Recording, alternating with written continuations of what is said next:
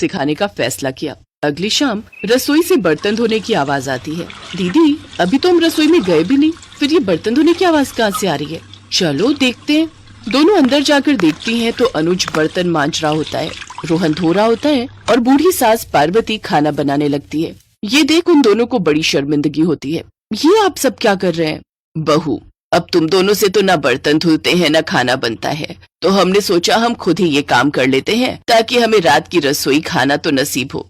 तुम दोनों जाओ और आराम करो। नहीं माँ जी, हमें माफ कर दीजिए, हमारी रहते आपको ये सब काम करना पड़ रहा है।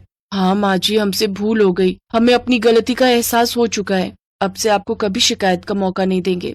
हमारे रहते हमारे पतियों को जूठे बर्तन और माँ जी आपको खाना बनाना पड़ रहा है। नहीं नहीं नहीं, आप सब बाहर जाइए, हम 1 घंटे में खाना बनाकर लाते हैं। अच्छा ठीक है, तुम कहती हो तो रहने देते हैं। चलो बेटा। माँ और बेटे बाहर आकर खूब हंसते हैं और एक दूसरे को आंख मारकर कहते हैं, मिशन सक्सेसफुल।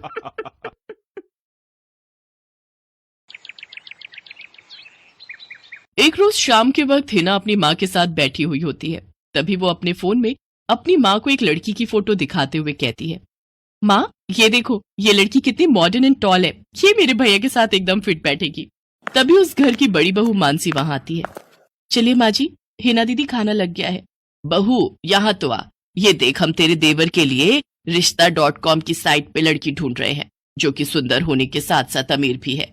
अब तेरे गरीब मायके वालों ने दहेज के नाम पर 1-2 चीज पकड़ा दी बस, इसलिए अब मैं अपनी छोटी बहू अमीर खानदान की लाऊंगी, जो कि भर भर कर दहेज लाए। हाँ, वो अपनी बड़ी बहू को ताने दे ही रही थी कि तभी उसका छोटा बेटा हितांश एक मॉडर्न लड़की के साथ घर आता है।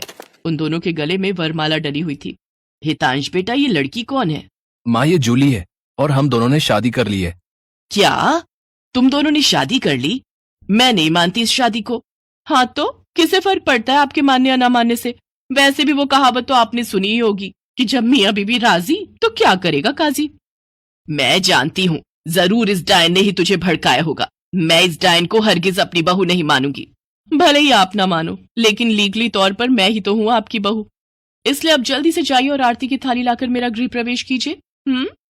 सास बेमन से अपनी नई बहू का स्वागत करती है। जूली हितांश के साथ अपने कमरे में चली जाती है। हे राम, माँ अपनी इस नई छैल छबीली के तेवर देखे, इसके तो रंग ढंग ही अलग है, बड़ा ही घमंड है इसमें। तू चिंता मत कर बेटी, कल इसका ससुराल में पहला दिन है, तुम देखना अगर मैंने भी इसका घमंड चूर चूर नहीं किया तो। अगले दिन सुबह हितांश के पिता यानी जूली के ससुर अपनी पत्नी से कहते हैं, विमला देखो तो, सुबह के 10 बजने को है और ये नई बहू अभी तक अपने कमरे में सोई पड़ी है, और आज इसका रसोई में पहला दिन है और ये अभी तक अपने कमरे में है। तुम रुको जी, अभी मैं इसकी खबर लेती हूँ। नई बहू, अरे ओ नई बहू। कुछ देर बाद जूली वहां आती है। क्या बात है मम्मी जी, क्यों सुबह सुबह इस घर को मच्छी बाजार बनाकर रखा है? छोटी बहू, ये क्या तरीका है अपनी सास से बात करने का? हितांश, हितांश जरा बाहर आना तो। अब क्या हुआ जूली डार्लिंग? तुम चुपचाप से अपने बाप को समझा लो कि वो मुझसे तमीज में रहकर बात किया करे। पिताजी, आपने सुना जूली ने क्या कहा? नालायक, इस दिन के लिए पैदा किया है क्या तुझे कि तू अपनी बीवी का जोरू का गुलाम बन जाए? बस आपसे ही सीखा है पिताजी। जूली की सास खाने की लिस्ट नई बहू के हाथ में देती है और कहती है, ये ले, ये तेरी पहली रसोई की लिस्ट है, आज तुझे ये सब खाना हम सबके लिए बनाना है। और हाँ, उसके बाद किचन की साफ सफाई भी कर देना।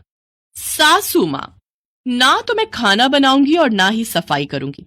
बहू आई है घर में, कोई काम वाली बाई नहीं जो उसे आते ही काम बता दिए। भले ही ससुराल में मेरा पहला दिन हो, लेकिन इस पहले दिन से ही अब आप लोगों की जिंदगी बदलने वाली है।